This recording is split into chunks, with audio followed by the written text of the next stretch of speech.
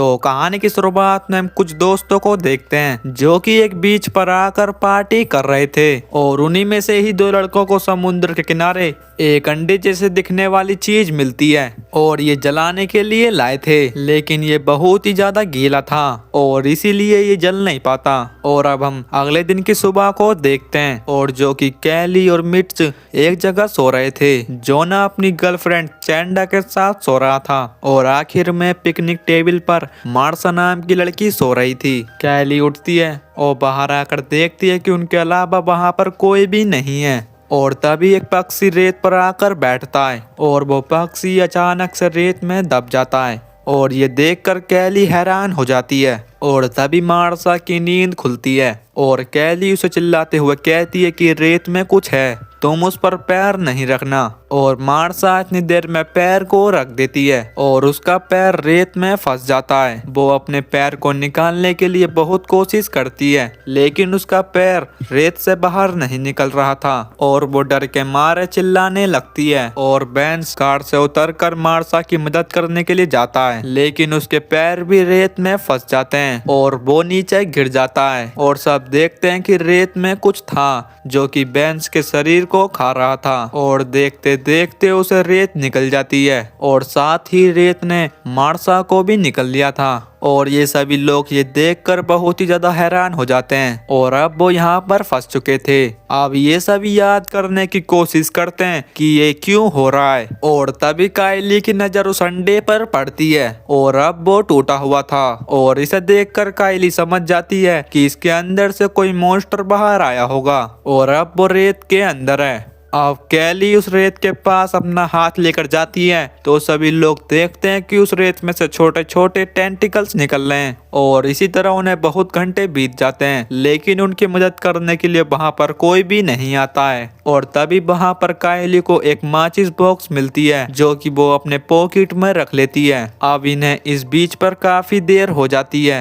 लेकिन उस बीच पर उनकी मदद करने के लिए कोई भी नहीं आता और ये सभी लोग अब ऐसे तो बैठने वाले नहीं थे। और तभी जोना गुस्से में आकर कार में रखे हुए दो सर्फबोर्ड को निकालता है और वो उस रेत के ऊपर डाल देता है और इसके बाद वो उनके ऊपर खड़ा हो जाता है और वो उनके ऊपर चलता हुआ पिकनिक टेबल पर पहुंच जाता है और इससे पहले कि वो पिकनिक टेबल पर चढ़े उसकी बोट फिसलने लगती है। असल में वो मॉन्स्टर इसको खिसका रहा था और वही टेंटिकल्स रेत से बाहर निकलने लगते हैं और वो जोना के पेट पर काट लेते हैं। नोना किसी तरह अपनी टेबल पर पहुंच जाता है लेकिन वो टेंटिकल्स बहुत ही ज्यादा जहरीले थे जिससे कि जोना के पेट में बहुत तेज दर्द होने लगता है। लेकिन जोना अपने आप को किसी तरह से संभालता है और वो मार्सा के बैग को चेक करने लगता है लेकिन उसे उस बैग में कोई भी काम की चीज नहीं मिलती और उसकी हालत बहुत ज्यादा खराब होती जा रही थी और वो दर्द को सहते हुए उसी टेबल पर लेट जाता है। इधर रोनी कहती है कि वो कार की डिग्गी को खोल सकती है जो कि इन सभी के फोन डिग्गी में रखे हुए थे और वो बम्पर पे जाकर खड़ी हो जाती है और चैंडा ने उसे पकड़ा हुआ था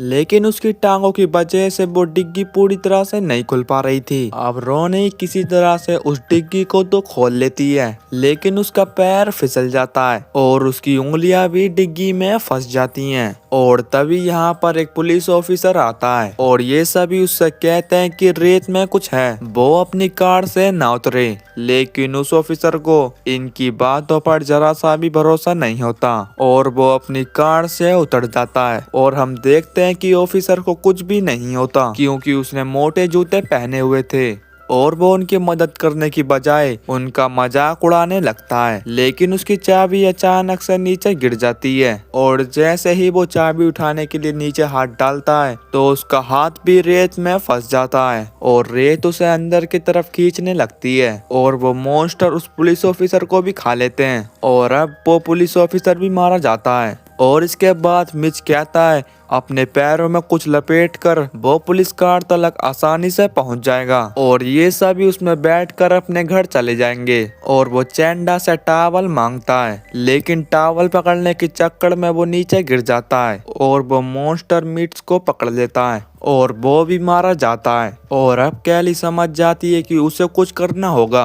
और वो कार पर कूद जाती है और वो दोनों मिलकर रोनी के हाथ को डिग्गी से बाहर निकालती हैं और अब उन्हें किसी तरह से जोना को भी बचाना था। कैली रेलिक्स पर चलते चलते जोनस के पास पहुंच जाती है और उसके पीछे रोनी भी आने लगती है, लेकिन वो अपना हाथ देने के चक्कर में रेत पर गिर जाती है और वो मॉन्स्टर भी रोनी को रेत में खींच लेता है। इसके बाद चैंडा अपने पैरों में टॉवल बांधकर पुलिस कार तलक पहुंचने की कोशिश करती है और वो सही सलामत कार तलक भी पहुंच जाती है और अब बड़ा सा टेंटिकल्स पुलिस कार पर अटैक कर देता है और वो उसे हिलाने लगता है, जिसकी वजह से चैंडा उसी कार पर गिर जाती है और वो बेहोश हो जाती है। और इसके बाद सोंडा को रात में होश आता है और वो कार में रखी हुई सारी चीजों को देखने लगती है और उसे एक इमरजेंसी राफ्ट मिलती है और वो उसे नीचे फेंक देती है, जिससे कि वो अपने आप ही फूल जाता है और सोंडा उस राफ्ट पर कूद जाती है और किसी तरह से कैली और चैंडा जोनस को मिलकर ले आते हैं। और जैसे ही कैली कार में जाने वाली थी, वो मॉन्स्टर फिर से उन पर अटैक करने लगता है। कैली उससे बचते हुए कार की छत पर चढ़ जाती है और कार के पीछे उसे 2 फ्यूल कैन मिलती हैं और जैसे ही कैली उस कैन को उठाती है